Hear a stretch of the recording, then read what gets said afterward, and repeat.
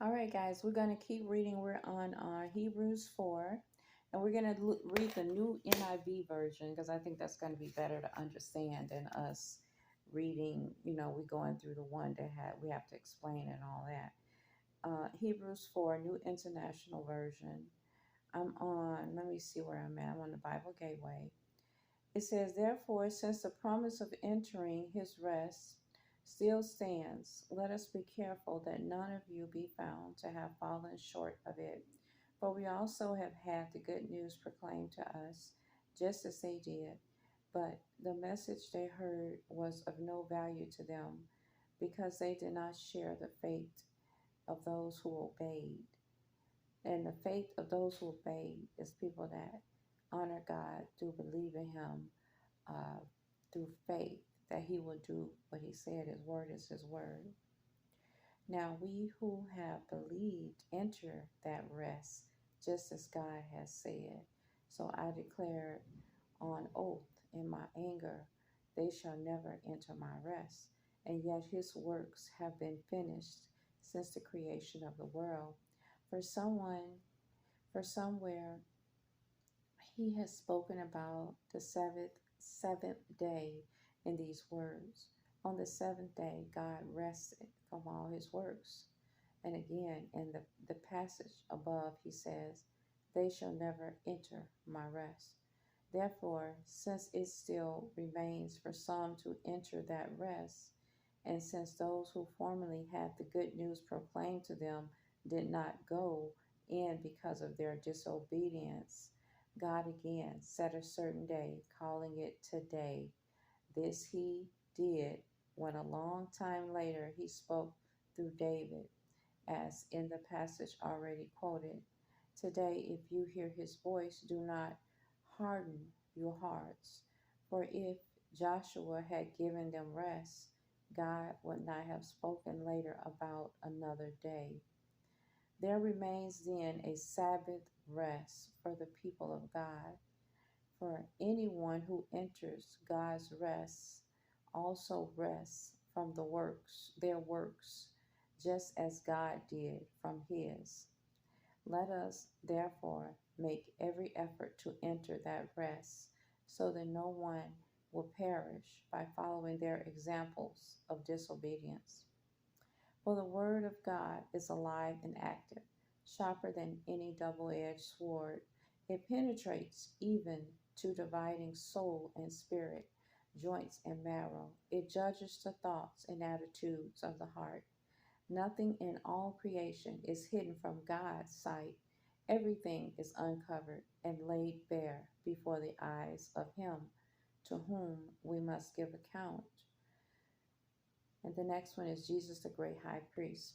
Therefore, since we have a great high priest who has ascended into heaven, Jesus, the Son of God, let us hold firmly to the faith we profess, for we do not have a high priest who is unable to empathize with our weaknesses, but we have one who has been tempted in every way, just as we are, yet he did not sin.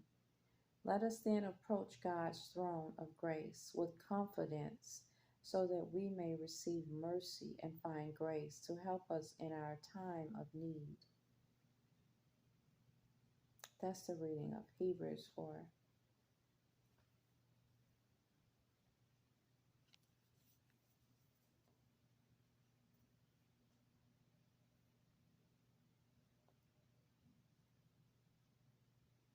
We're going to go on to Hebrews 5 if you care to listen. Every high priest is selected from among the people and is appointed to represent the people in matters related to God, to offer gifts and sacrifices for sins.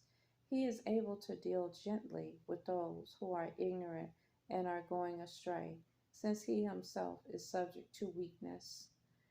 This is why he has to offer sacrifices for his own sins as well as for the sins of the people. And no one takes this honor on himself, but he receives it when called by God, just as Aaron was. In the same way, Christ did not take on himself the glory of becoming a high priest, but God said to him, You are my son.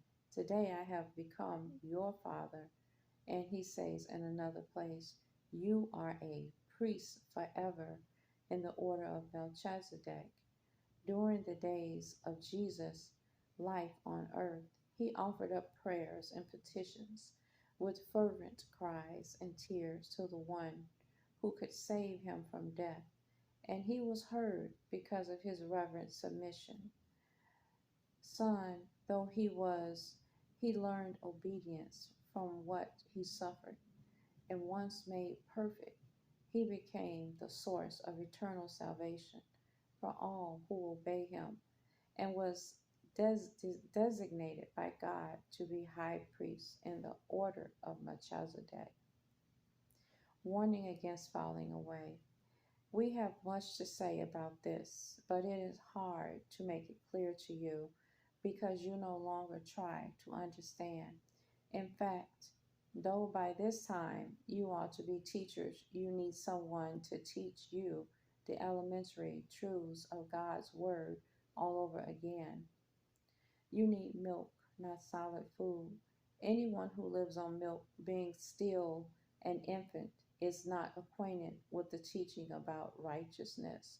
But solid food is for the mature, who by constant use have trained themselves to distinguish good from evil. Amen. So when we pick up next time, we will be on Hebrews 6. Thank you so much. And don't feel bad if you're on milk. Sometimes we all fall and have to get back up again. Just ask forgiveness. Stay in prayers to God constantly about your faults and your mistakes because no one is made perfect. Amen. Have a great day.